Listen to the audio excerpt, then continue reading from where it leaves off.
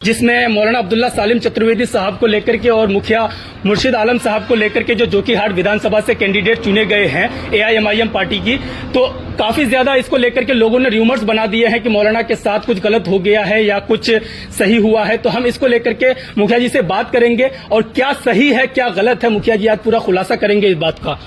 मुखिया जी सबसे पहली बात तो आप ये जानिए कि अभी टिकट का जो चयन का जो नाम का घोषणा होना था वो हुआ ही नहीं है, शायद आजकल में हो जाए।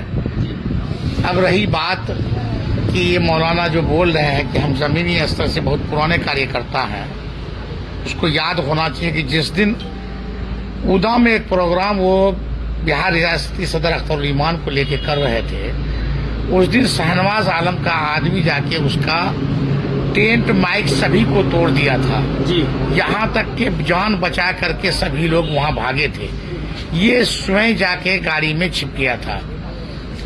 उस दिन शायद पार्टी को लगा होगा मैं कि इस आदमी से पार्टी नहीं चलेगी और इसे कैंडिडेट नहीं बनाया जा सकता है, क्योंकि जब लगता है कि जो आदमी एक प्रोग्राम नहीं कर सकता है वो आदमी असेंबली लेवल का चुनाव कैसे लड़ सकेगा।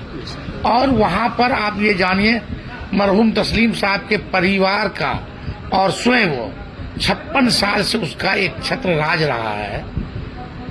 और मैं इसके बीच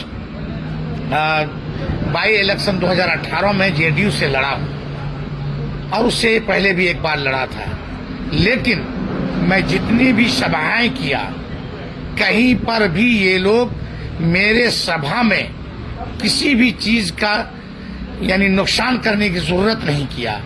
आप ये जानिए कि जब हमको जिलाध्यक्ष बनाया और उससे पहले जब इस पार्टी में हम शामिल हुए, तभी से अब तक संगठन के अलावा मैंने 43 सभाएं की है और यहाँ तक के सिसोना गांव में सभा किया है और काशीबाड़ी उसके घर के बगल में। लेकिन एक सभा में उन लोगों के दोनों भाई को मेरे सभा में आके डिस्टर्ब करने की जरूरत नहीं हुई। कहीं ना कहीं पार्टी अगर मेरे नाम का फैसला लेती है तो ये वहां के जनताओं का डिमांड है कि तस्लीमुद्दीन परिवार से अगर कोई लड़ सकता है वो मुर्शिद आलम लड़ सकता है। ये वहां के जनताओं की मांग रही है और ये सच्चाई भी है।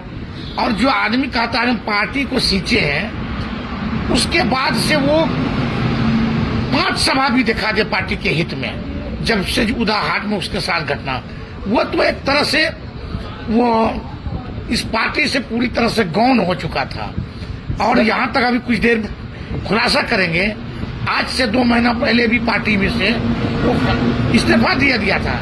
लेकिन ये अख्तरुल ईमान साहब का बड़प्पन कहिए कि उसने इस बात का खुलासा नहीं किया कि चलिए उलमाए दीन है, पुराने लोग हैं तो हैं, लेकिन विधानसभा के लायक जो योग्य होना चाहिए वो डिजर्व करता है कि नहीं करता है, ये बात पार्टी पर मुनहसर करती है। जब आज अब्दुल्ला सालिम साहब एक वीडियो रिलीज की है जिसमें उन्होंने ये इल्जाम लगाया है आदिल हसन एडवोकेट के ऊपर कि वो उनको ये बताए थे कि वो सीट का जो हकदार है असद साहब बताए थे, जो राष्ट्रीय अध्यक्ष असद साहब हैं, असदुद्दीन ओवैसी साहब, उन्होंने उसको कहा था कि ये सीट का हकदार सरफराज हैं जो तस्लीमुद्दीन साहब के साहबजादे बड़े साहबजादे हैं। तो इसीलिए उनको लेकर के उन्होंने एक वीडियो बनवाया, तो उस वीडियो को वो गलत ठहरा रहे हैं कि ये वीडियो गलत है, सरफराज उसके हकदार नहीं। सबसे पहली बात ये सरासर झूठ है। सरफराज आलम के बारे में बोला वो हमारी पार्टी में नहीं था, बाकी अंदर की जो बात है गॉड नोज बेटर। तो इस बारे में जो कहता है कि ये गलत नहीं, ये बात स्पष्ट है। हम भी आप देखे होंगे बगल में बैठे हुए हैं। बैरिस्टर असदुद्दीन ओवैसी साहब को स्पष्ट संदेश देना था।